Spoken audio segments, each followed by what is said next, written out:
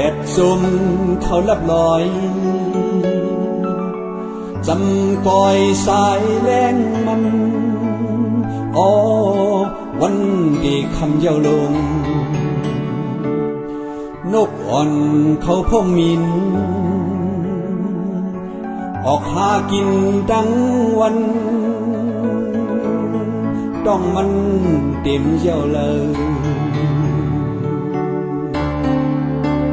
ห้านเจอปอกข้างเก่าห้องเปล่าเสียงความมนอ๋อวันในเต็มทนเย้าใน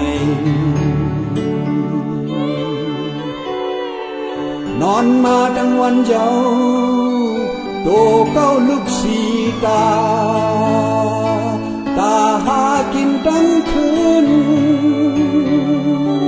ตานอนตื่นอิ่มเย้าใน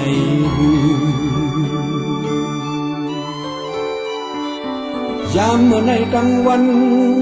สัตตันเย้าการเขาเก่าเปลี่ยนก้นซ้ำหน้าเย้าการงานสั่งลาเก่าอยู่บนเสียงขาวยังโดดเด่นมีความอ่อนปลุกในเยาว์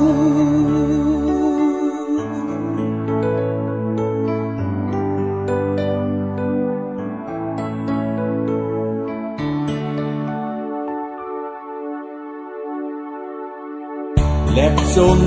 เขาลับลอย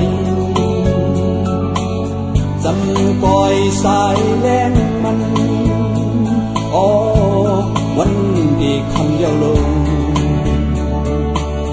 นกอ่อนเขาพงมิน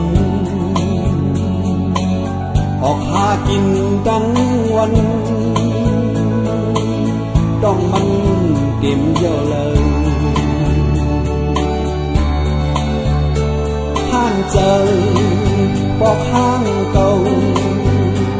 ห้องเปล่าเสียงความมนอ๋อวันในเต็มทนเย้าในนอนมาทั้งวันเย้าโตเก้าลึกสีตาหากินทั้งคืนตานอนตื่นอิ่มเย้าใน